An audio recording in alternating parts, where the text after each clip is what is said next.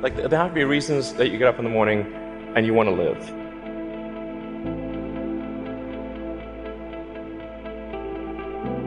Like, why do you want to live? What's the point? What inspires you? What do you love about the future? And if we're not out there, if the future does not include being out there among the stars and being a multi-planet species, I find that it's incredibly depressing if that's not the future that we're going to have.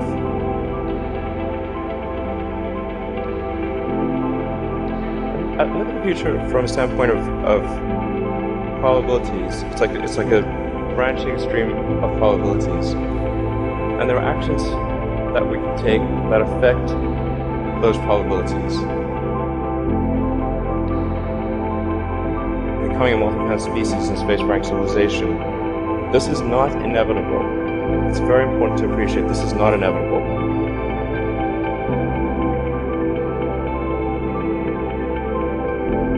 If you look at the progress in space, in 1969 we were able to send somebody to the moon.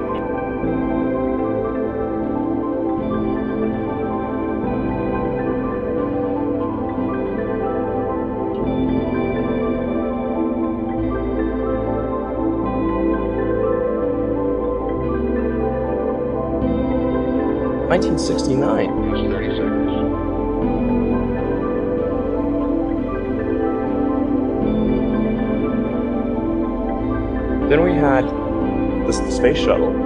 The space shuttle could only take people to low Earth orbit. Then the space shuttle retired, and the United States could take no one to orbit. So that's the trend. The trend is like down to nothing.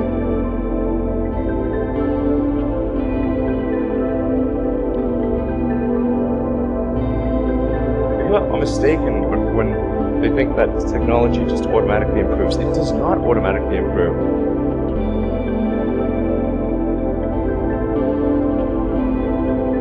It only improves if a lot of people work very hard to make it better. By itself, degrade, actually. You look at great civilizations like ancient Egypt, and they're able to make the pyramids, and they forgot how to do that. And the Romans, they built these incredible aqueducts, they forgot how to do it.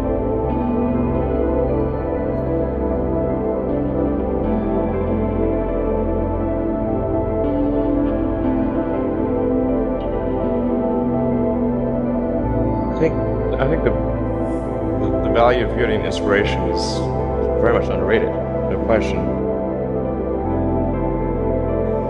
But I want to be clear, I'm not trying to be anyone's savior. That is not I'm just trying to think about the future and not be sad.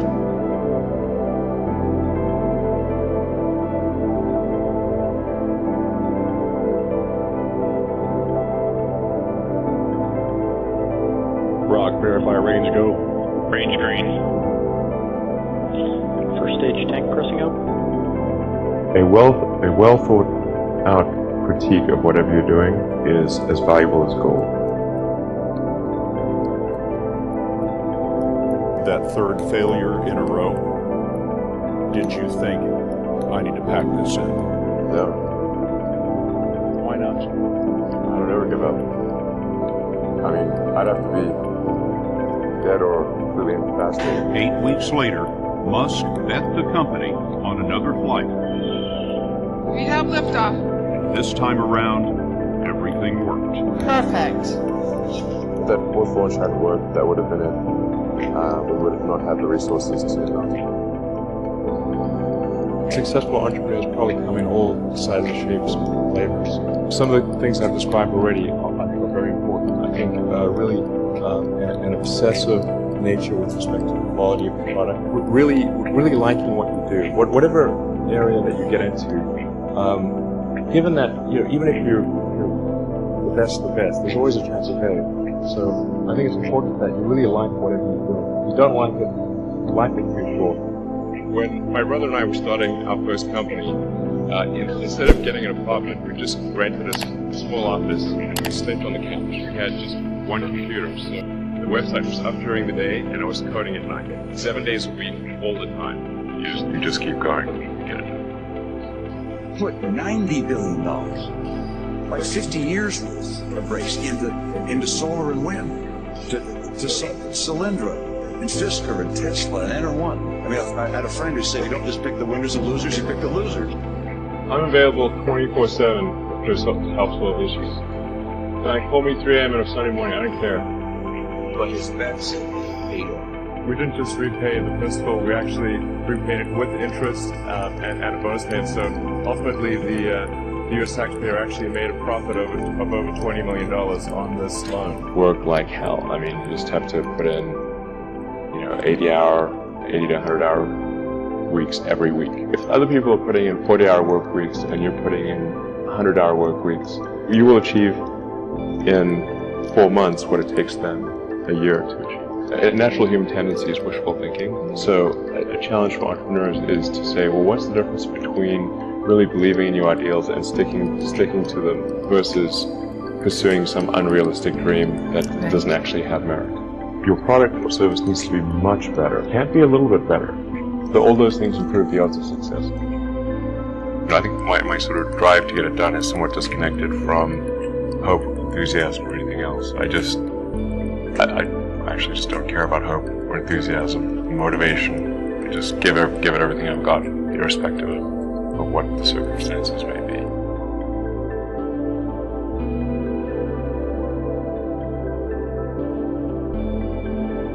It's been 15 years to get to this point. It's taken us a long time.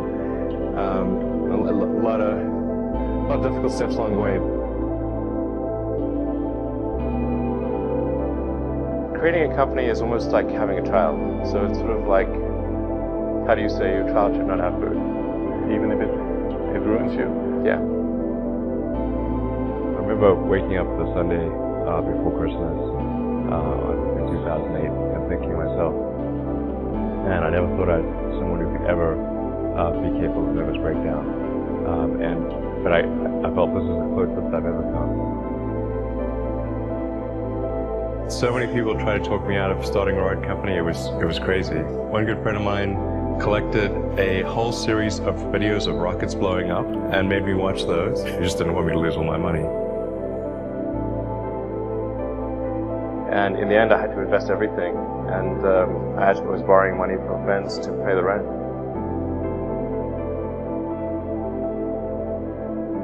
What we'd like to do is to establish a city on Mars, and help make humanity a multi-planet species and a true spacefaring civilization. That's the ultimate goal. I'm not saying we will do it, I'm just saying we're going to try. You had that third failure in a row. Did you think, I need to pack this in? Never.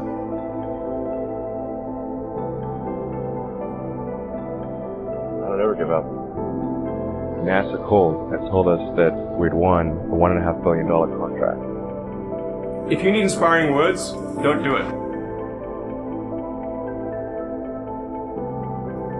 I think wishful thinking is innate in the human brain. Having civilization and life as we know it extend beyond Earth to the rest of the solar system and ultimately to other star systems. That's the future that's exciting and inspiring.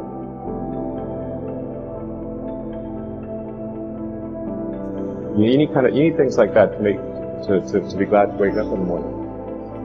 We're doing these things that seem unlikely to succeed, and we've been fortunate, and at least thus far they have succeeded. Life can't be just about solving problems. Like, there have to be things that are inspiring and exciting that make you glad to be alive. Ultimately, be out there among the stars. It has actually been a very difficult journey, I have to say. Here is a path to do it, even if that path has a lot of danger associated with it, risk, and maybe it won't succeed. Why it's important, and even if the odds are that it won't succeed, it's worth trying to do it. I'm just incredibly proud of the SpaceX team for being able to achieve this incredible milestone in the history of space. SpaceX has got 5,000 people, and I get a lot of attention, but they really did the work.